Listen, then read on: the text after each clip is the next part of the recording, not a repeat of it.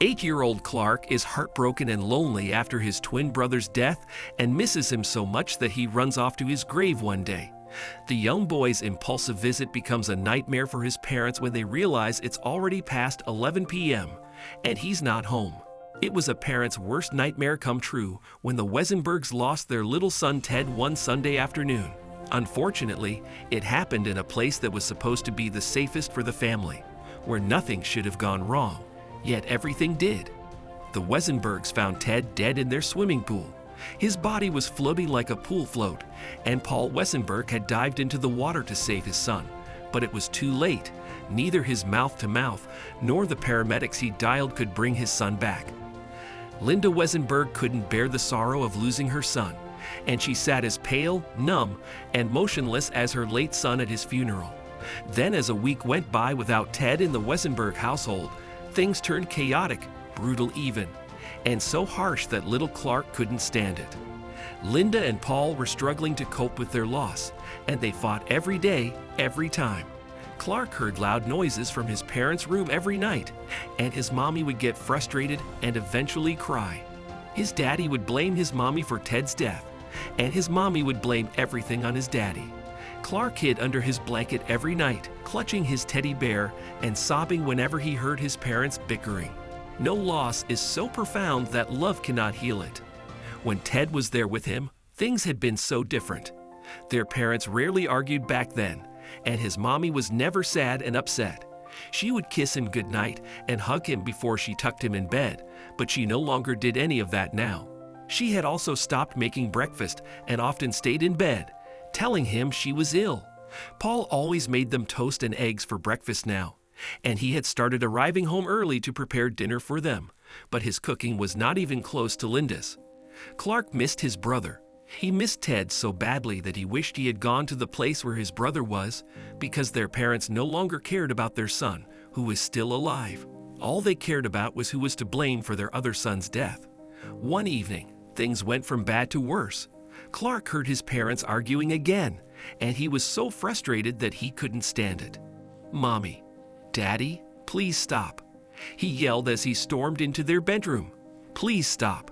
I don't like it when you fight." "Look, Paul," his mother hissed.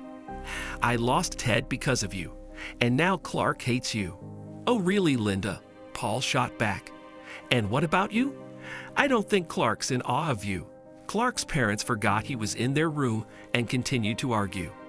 They began blaming each other for Ted's death again, and Clark decided he didn't want to stay there any longer. Their home was filled with screams and tears since Ted left, and Clark had started despising his home. "I hate you both," he whispered, tears running down his cheeks. "I hate you, Mommy and Daddy Dingy. I don't want to live with you. I'm going to meet Ted because only he loved me." Ted ran away from his parents' room and out the front door.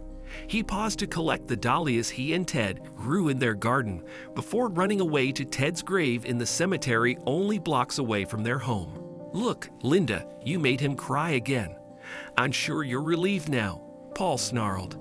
"I don't think we can keep going like this." "I made him cry. Stop acting like I'm the bad person here." Linda and Paul continued to bicker, unconcerned about their little son, who'd run away to the cemetery alone. Clark sobbed as he pressed his fingertips against his brother's gravestone and ran his fingers over the inscription.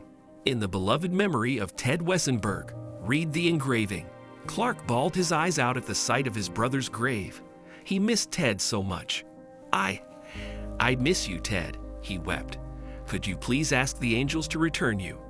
And Mommy and Daddy are constantly arguing. Ted, they no longer love me. They hate me and they don't care about me. Could you please come back, Ted? Please? Nobody plays football with me, not even Daddy." Clark had never felt so alone in his life.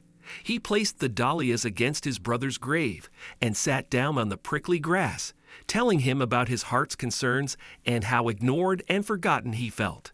Clark couldn't stop crying as he told Ted how much he missed him, how difficult life was without him, and how much their parents had changed. He complained to him about the burnt breakfasts, how he had stopped growing dahlias, and how lonely he was. Clark's heart was so at ease after finally sharing his worries with his brother that he didn't notice when the hours passed and the sky darkened. The cemetery became deserted, and there wasn't a single soul in sight. Yet, Clark decided not to go home because it was the first time since Ted's death that he felt at peace.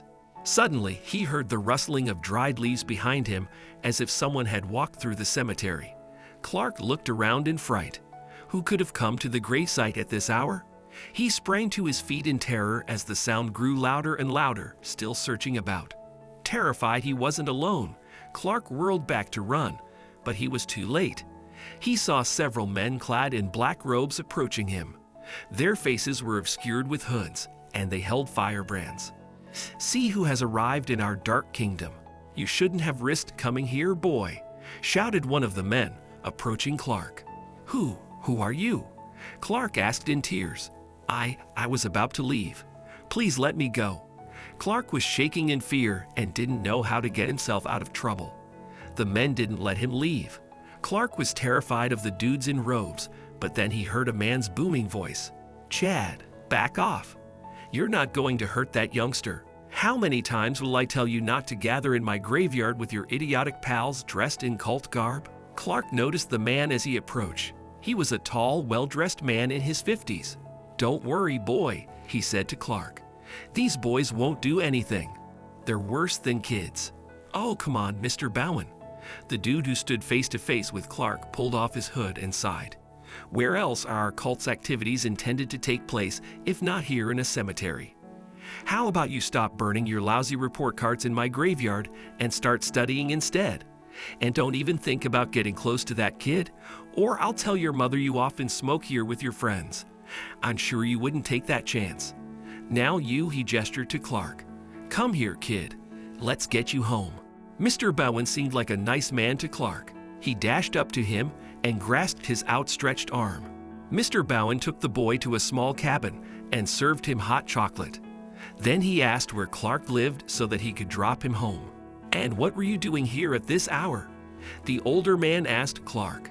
Clark was suddenly overcome with emotion as he recalled he'd come to the cemetery to get away from home, his bickering parents, and the incessant chaos and noise in his life since losing Ted. Mr. Bowen appeared to be a kind man, so Clark opened up to him about his parents and brother, how their lives had turned into a living hell since Ted died, and how he didn't like his parents and didn't want to go home. Back home, Linda was panicking. She dialed Paul several times, but he wasn't answering. It'd been over 2 hours since Paul left home after their quarrel, and he wasn't back. She had been sitting at the kitchen table, venting to her friend on the phone all this while. Not once had it struck her that Clark wasn't around, but as soon as she hung up and looked around, it hit her. Where's Clark? Linda's heart was racing in her chest as she looked at the clock. It was past 11 p.m. when she checked Clark's room and found him missing. Linda then went into the other rooms, the bathrooms, and the backyard, but Clark was nowhere to be found. To her, it was as if he'd vanished into thin air. She called Paul again and again, but he wasn't answering. "Pick your darn phone, Paul," she cried. "Oh gosh, what do I do now?" Linda paced nervously in her living room, gazing out the window at the street through which Paul had driven away some time ago. She had no idea where to look for Clark until she remembered him coming into the bedroom when she and Paul were arguing. The cemetery, she recalled. He was going to meet Ted. Linda grabbed the house keys, locked the door, and hurried to the cemetery. As she turned to the first street, she saw Paul's car. He pulled over and rolled down his window. "What are you doing here?" he asked. "Clark isn't home yet," she said, getting inside the car. "Drive to the cemetery now." "What the hell is going on?" Paul cried, starting the engine. "But when? Did he never come back?" "No, Paul. Well," she paused. "We were so busy arguing that we didn't notice." Paul and Linda hurried to Ted's grave as soon as they got to the cemetery, but there was no sign of Clark. "Clark!" Linda shouted. "Honey, where are you?" Right then, Paul nudged Linda. "Linda," he cried. "What the hell is going on there?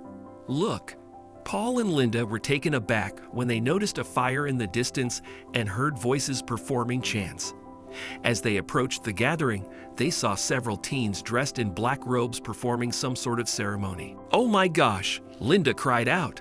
Could they have done something to Clark? "Oh no, we've just lost Ted, and now—" "Linda, no," Paul consoled her. "Let's not jump to any conclusions. Wait right here. We need to ask them if they saw Clark here." "Excuse me, boys," he began hesitantly, approaching them. "Is it possible you saw this boy here?" One of the boys smirked as Paul showed them a photo of Clark. "Your son arrived at the wrong place at the wrong time," he shouted. "Darkness rules here, and we are patrons of the dark world. Your son should not have come. It was entirely his fault." Paul looked intently at the teen, then at his friends. In those robes, they all appeared nothing but naive and dumb, and they'd been burning what appeared to be their grade cards. Paul realized the boys were nothing more than disguised loafers. "Oh, really?" he asked, putting his phone in his back pocket. "Well, if you don't tell me where my son is, I'm sure you'll regret meeting me for the rest of your life." Paul grabbed the boy's collar and yanked him forward. "Listen, kid, I'll send you all into the dark for at least an hour with one kick. So you'd better speak out, or you're going home with a broken nose and limping legs." The other boys got scared of Paul and fled. Whoa, okay, relax. The boy Paul had warned said, I'm Chad, and I saw your son. We did nothing to him." Mr. Bowen, the graveyard guard, grabbed him. "What? He took your son, sir. I swear. He lives right outside the cemetery. We just come here every night to scare people, that's all." When Paul and Linda arrived at Mr. Bowen's cottage, they noticed Clark and Mr. Bowen seated on a sofa through the window. The parents wanted to burst inside and hug their son, but stopped in their tracks when they overheard him talking. Paul and Linda were embarrassed. They listened in tears and shock as Clark spoke about his heart's worries, and Mr. Bowen advised him to reconcile with his parents. "They still adore you, little boy," the older man said. "What's happened in your family is any parent's worst nightmare come true. How about we be kinder to them?" "You're right," Clark agreed at some point. "Mr. Bowen, are you really the cemetery guard?" "Oh," he laughed. "Why would you ask that?" "Because you're well-dressed, and you understand people well. Even Mommy and Daddy don't understand me so well. What's your secret?" The older man's eyes welled up. "You shared your story with me, Clark," he sighed, "so let me share mine. Even though I've not had company in a long time to share my heart's sorrows. I used to be a psychologist, helped families and couples survive crises. But I was so into my patients' lives that I forgot I also had a wife and daughter back home." "Did they leave you?" Clark asked. No, said Mr. Bowen. "Not anytime soon. But my wife was very upset. One day, she packed her things and took our daughter with her. They were on a flight when the plane crashed, and they died." Mr. Bowen could no longer keep his tears at bay and started crying. "So," he sniffed, "so I quit my profession to become a guard here. At least now, I'm always near my wife and daughter. Oh, how I miss them. Instead of grieving the loss of what you don't have, take the opportunity to appreciate what you do have." Paul and Linda could no longer wait to hold their son.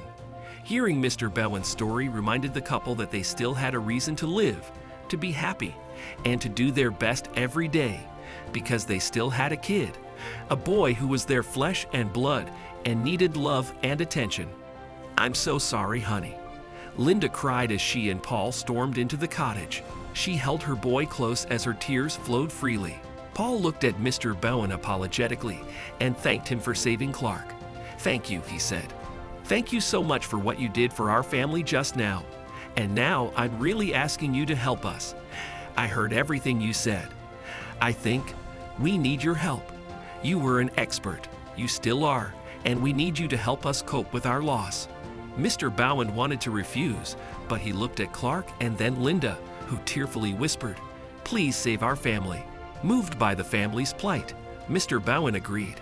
He decided to become the Wesenberg's therapist, and in a few months, Ideal returned to their household. They could heal from Ted's loss and finally look at life positively. Mr. Bowen, on the other hand, realized that he could still save other families who'd been as hurt and injured as the Wesenbergs, so he returned to work as a psychologist. He still visits his wife and daughter's graves, and every time he does so, he finds fresh dahlias on their gravestones.